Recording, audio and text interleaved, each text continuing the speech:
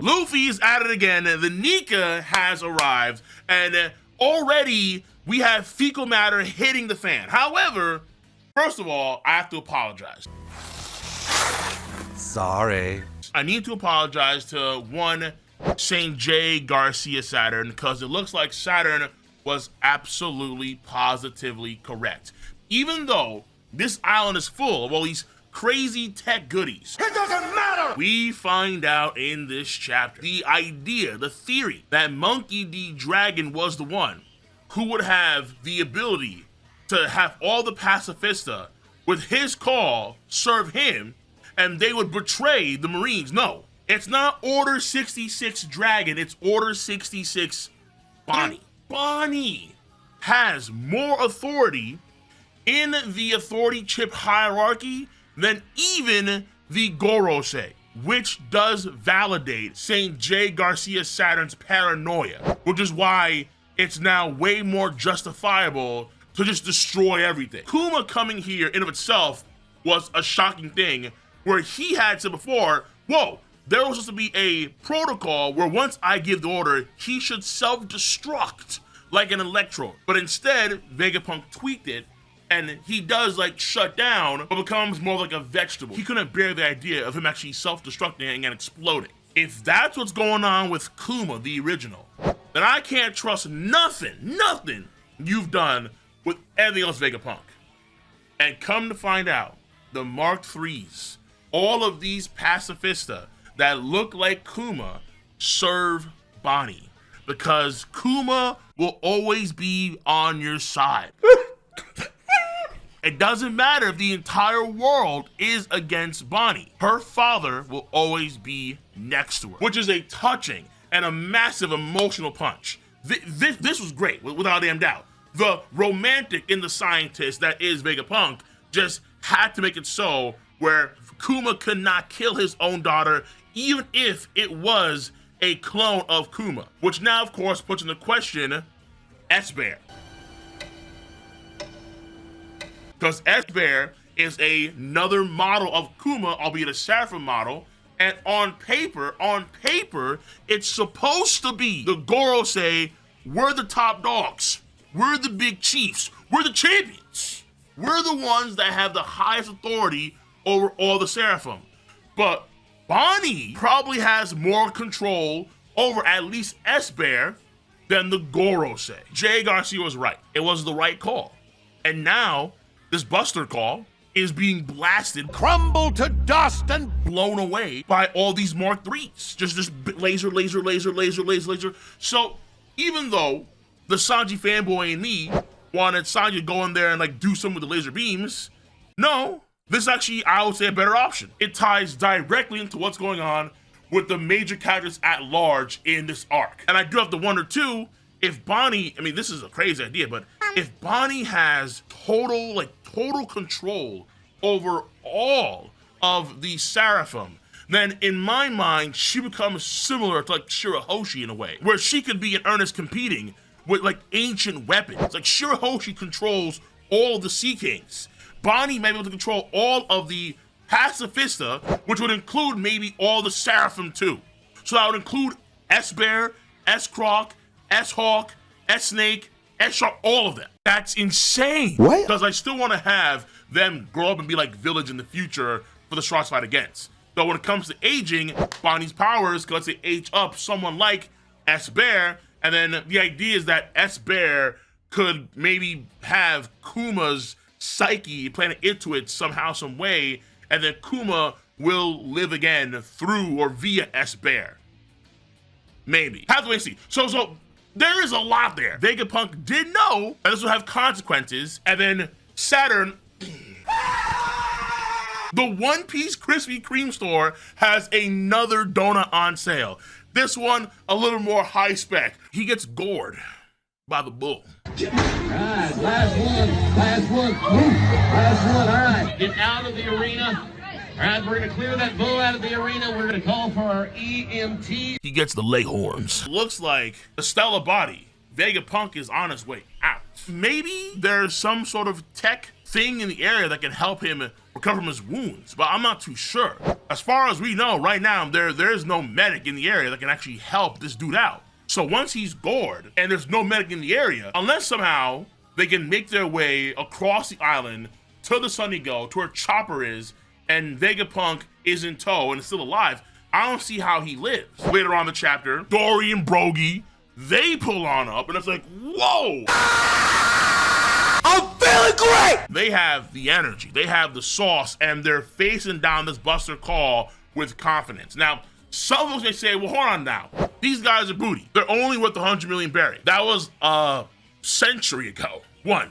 And for about a century on Little Garden, they were fighting for that long period of time. And even though with Mr. 3 and his tricks, they did ultimately catch that L on Little Garden, the fact of the matter is that they had poor weapons. It was stated and shown that the weapons were not in the best condition after fighting for a century. Their last Hokoku, I think it was Hakoku, the Warrior Nation attack that they did on that giant goldfish, their weapons start to break down after that happened. So I would say they're kind of like Sabo in a way, where Sabo, I think, is absolutely worth way more than his bounty. And I would say even though they're at 100 million, y'all don't know, these guys are for sure, guaranteed, worth way, way more than their bounty. What's also interesting is that they mention the Sun God. They likely saw the recent Wano poster for Luffy, and even though we saw him with Shanks chilling like 2 days ago in the story's time, it seems like they're coming here of their own accord. Now, maybe Shanks ordered them to, that'd be nuts, if Shanks ordered them to go and help out Luffy. That's possible, that's very possible. But at the same time, we know in the Big Mom flashback, they refer to Pandora, the first version of Prometheus that Mother Camel makes. They call her the Sun God. And then they refer to Big Mom as like a god of chaos, something of that sort. And the Norse themes to me, I've always thought were like super important because they have, I think, access to a lot of the deep, deep, deep lore of the story. Not only do they have unironically most of the Library of Ohara, shout outs of course, but also I'm willing to bet like the Buccaneers, like the Lunarians, they have a lot of tie-ins to ancient texts that span probably beyond what the Oharans had. And part of the reason why I say that is because of Film Red. Film Red to me was a very important movie. Uta sings the namesake song of Top Musica. To summon a demon, she sings the song and Norse runes appear.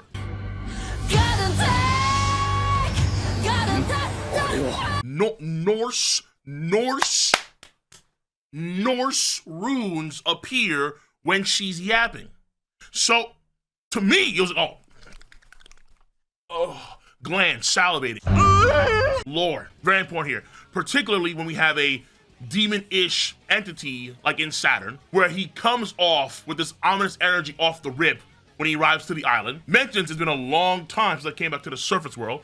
Weird stuff like that. We see the immortality-ish factor of Saturn. We point the finger to the immortality surgery, but some folks say maybe not Law's ability is involved. Maybe this immortality factor is something that's like unique to whatever Saturn is. It's gonna be Elbaf. It's gonna have a lot of heavy lore stuff. I think particularly if, let's say, there are certain groups and factions in Elbaf, where we have the giant pirates, but are the giant pirates on the side of, let's say, Loki, in theory, Thor, and Odin, where they could have a whole different thing going on. I need to do some Elbaf focused videos for damn sure. Luffy though. Luffy is once again ready to break the internet. He already broke Kizaru before. Kizaru gets slammed again. And then Luffy maniacally ready to start off and pop off. And my main guess here is that I'm looking at Jay Garcia Saturn, because I think that Luffy's gonna be able to showcase in this arc really soon that he can somehow bypass that immortality factor. In chapter 1044, we sacrificed one of our best agents in Guernica, and we made Kaido mad.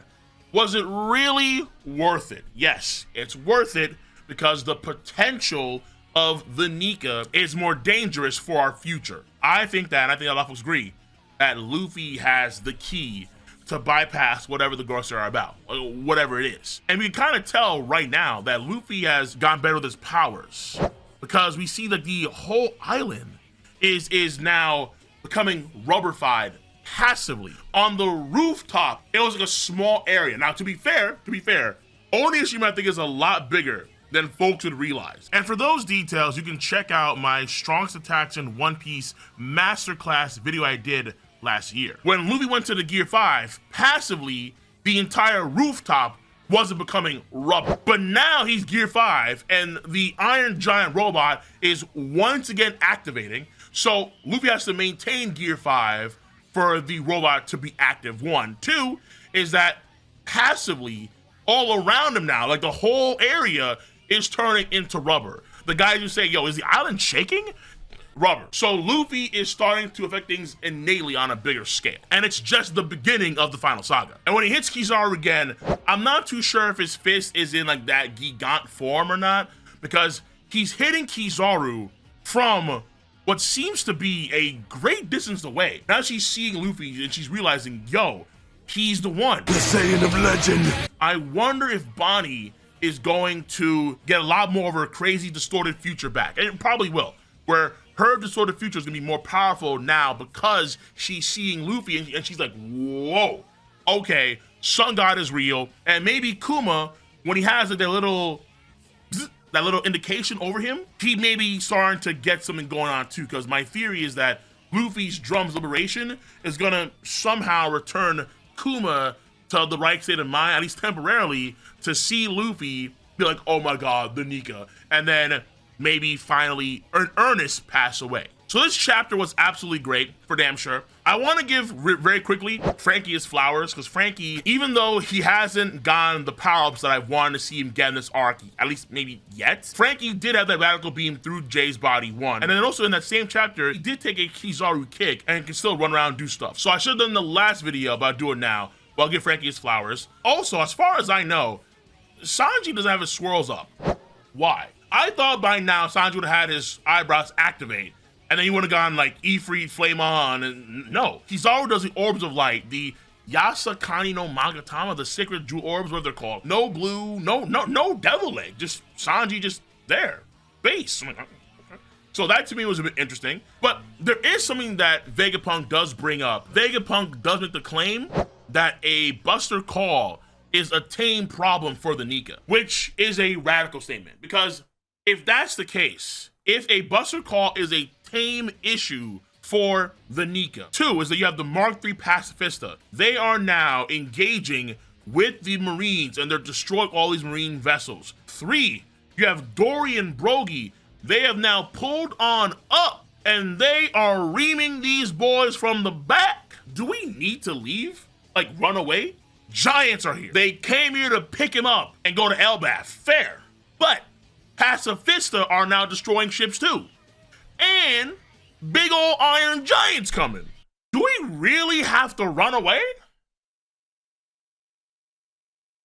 Do the Straw Hats really in earnest have to run away in this situation? I'm not too sure now.